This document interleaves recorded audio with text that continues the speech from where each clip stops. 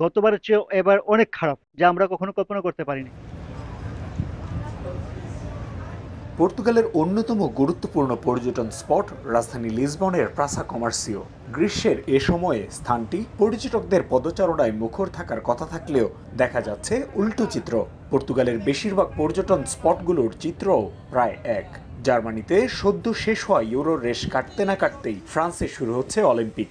অন্যদিকে কোপা আমেরিকার কারণে যুক্তরাষ্ট্র বা লাতিন অঞ্চলের পর্যটকও এবার পায়নি পর্তুগাল। আশানুরূপ পর্যটক না থাকার প্রভাব পড়েছে সংশ্লিষ্ট সব ব্যবসায়। প্রত্যাশা অনুযায়ী ক্রেতা নেই সুভিনিয়র শপগুলোতে। অন্যদিকে পর্যটক কম থাকায় অলস সময় কাটাচ্ছেন পর্যটকদের জন্য বিশেষায়িত ইয়েলো বাসের চালকেরাও। দীর্ঘ সময় অপেক্ষা করেও যাত্রী পাচ্ছে না টুকটুক চালকরাও। পর্তুগালে বেশিরভাগ প্রবাসী বাংলাদেশি ব্যবসায়ী পর্যটন নির্ভর ব্যবসার সাথে জড়িত থাকায় ক্ষতিগ্রস্ত হচ্ছেন তারাও।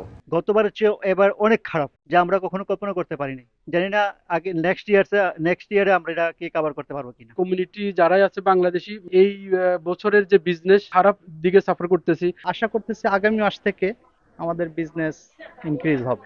এখন জন্ম সনদ দিয়ে খোলো বিকাশ স্টুডেন্ট অ্যাকাউন্ট। নিজের বিকাশ নিজে কর।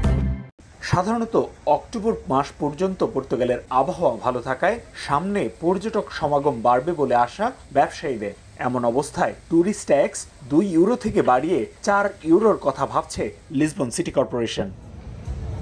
পর্তুগালের অর্থনীতির একটি বড় অংশ আসে পর্যটন খাত থেকে। তবে 3টি বড় ইভেন্ট থাকায় এবছর প্রত্যাশিত পর্যটক পায়নি পর্তুগাল। তাই সুভিনির শপ তো বটেই, পর্যটন সংশ্লিষ্ট প্রায় সব খাতেই পড়েছে এর প্রভাব। তবে সেপ্টেম্বর নাগাদ ঘুরে দাঁড়াতে পারে পর্যটন নির্ভর অর্থনীতি, এমনটাই আশা করছেন সংশ্লিষ্ট ব্যবসায়ীরা। তারিকুল হাসান আশিক, সময় সংবাদ, লিসবন, পর্তুগাল।